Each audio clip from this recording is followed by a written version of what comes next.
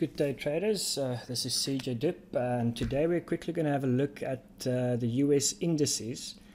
And I have in front of me two charts here. The one is the S&P 500 and the other one is the Dow Jones. Now these are two of the biggest indices on in the US, and I believe we're actually getting very close to quite a big correction. If you look at these charts here, I'm looking at a correction similar to the ones we had back here at the end of 2015, just a normal ABC correction, sort of similar in size.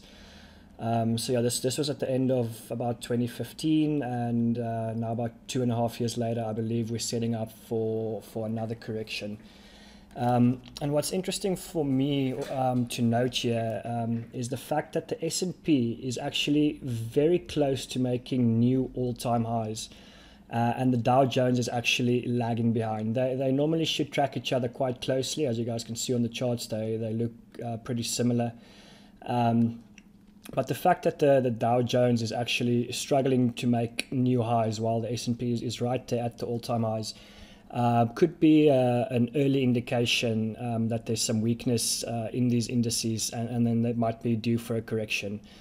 Some basic Dow theory is actually when the S&P makes new highs and the Dow, or what used to be known as sort of the transport index, fails to make new highs.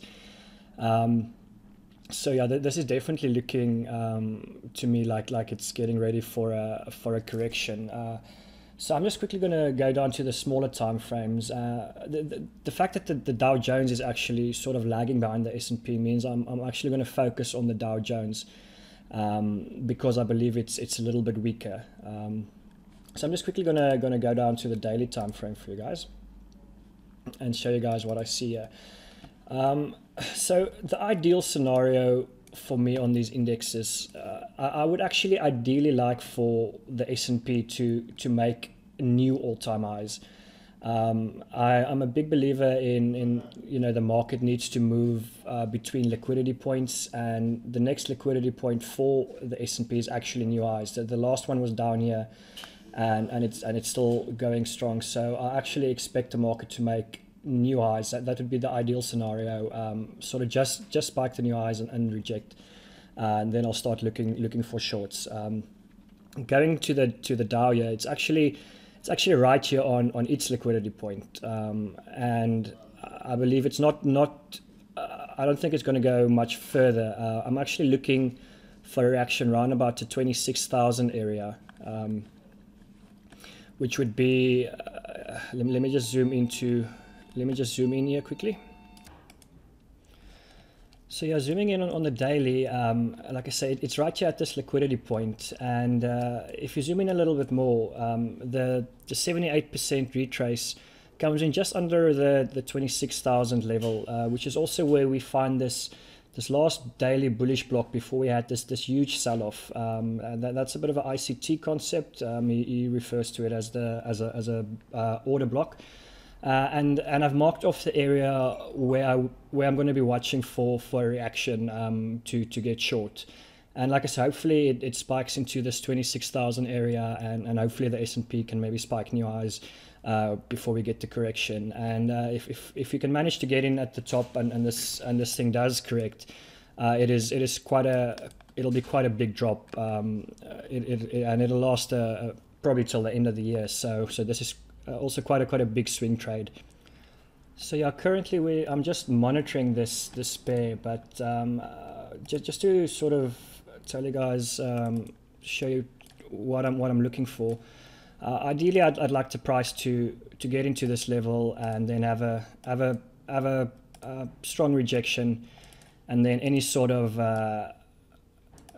consolidation or flag will be a good signal to get into the short.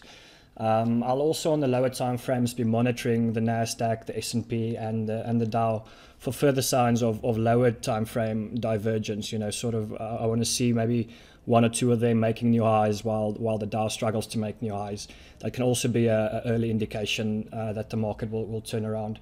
Yeah, I'll send updates of this trade on my channels. I've already posted the trade idea on the Discord trading room. You guys are welcome to join this Discord trading room. I've got quite a few good traders in here now, and we obviously we share live setups and everything in here, and it's free to join. If you guys need information about that, you know, that'll be on my website, or I'll put information in the comment section. Like I said, I'm watching these indices like a hawk, because if this does correct, I really don't want to be on the sidelines. So yeah, I'm going to continue monitoring this, and hopefully we'll get that correction, and we can make some good money on this trade. All right, thanks. I hope that was informative. Good luck and happy trading.